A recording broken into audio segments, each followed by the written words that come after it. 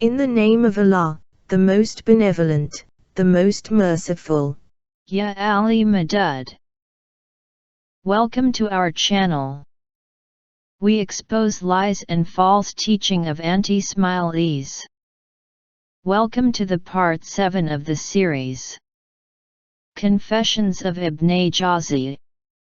Please refer to our earlier videos for more knowledge about the falsehood of anti-Ismailism. Today, we are going to discuss some references from the book of Anti-Ismaili Imam, Ibne Jawzi. This reference is about his personal confession. In that incident, he asked for intercession from the graves. This practice has been endorsed and still in practice by anti-Ismailis, who says you cannot ask for help from the living progeny of the Prophet.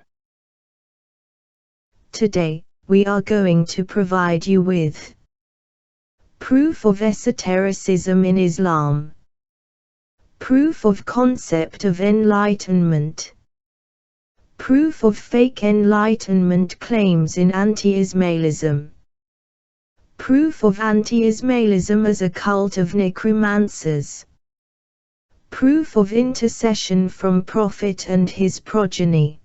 Let's see how Ibne Jawzi explores for us the path within the road of Islam. He says, in the early years of my life, I was inspired to follow the tariq of asceticism, by consistently fasting and praying.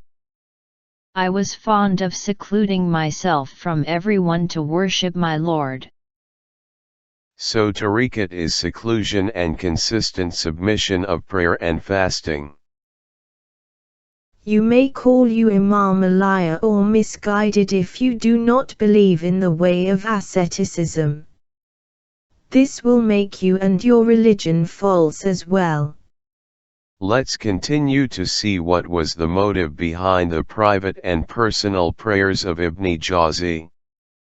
He says, he informed me of the secrets of knowledge in his Murafa. He further says, I prefer seclusion to the extent that if Al-Karki and Al-Hufi were present in my company, I would feel congested. Call your Imam Jawzi a liar if you do not believe the secret knowledge in Islam. He further says, then came the use of ta'wil. I began to indulge in enjoying what is lawful. Jawzi claimed that he had secret knowledge. According to his secret knowledge, it was legal to do ta'wil. As an anti-Ismaili, he did not mean ta'wil of Quran. What he meant is giving lawful interpretation of his religion by school of thoughts, different than his own. He did not mention if he received his knowledge of ta'wil from Allah or that was his speculation as well. Allah also seems to be not interested in telling him which school of thought is right. Jawzi reported that, this made me lose my tranquility and insightfulness.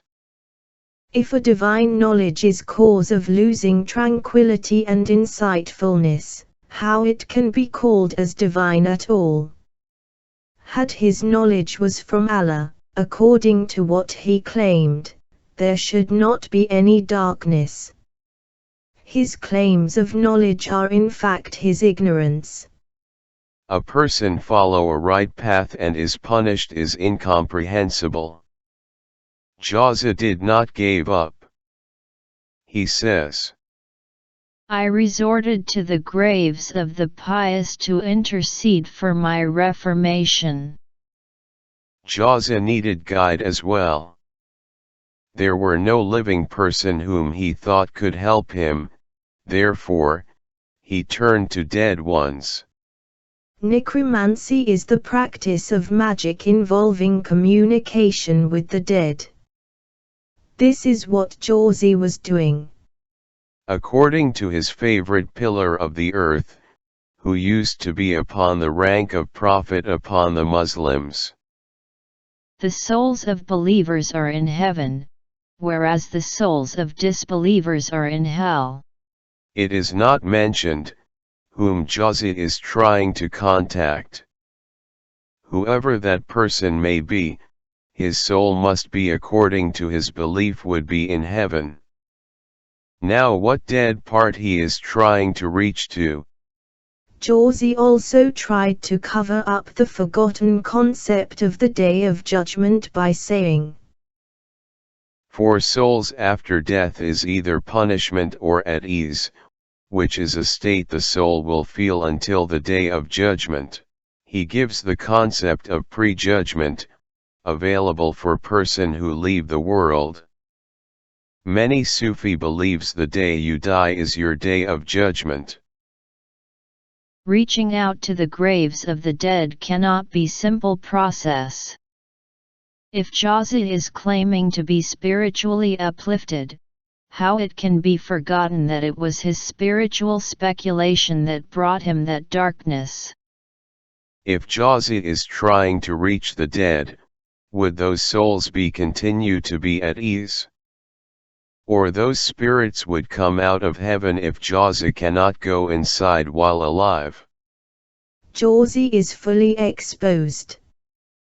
There is no guidance available for him from Quran and other forms of anti-Ismailism. His actions confirms that there will always be a need for Imam for guidance. This is the reason Prophet appointed Ali as Wali for all faithful after him. Intercession or wasilah is allowed in Islam, and it's through Prophet and his progeny. Ismailis are on the right path. Keep in touch for other discussion about Jawzi. Thanks for watching.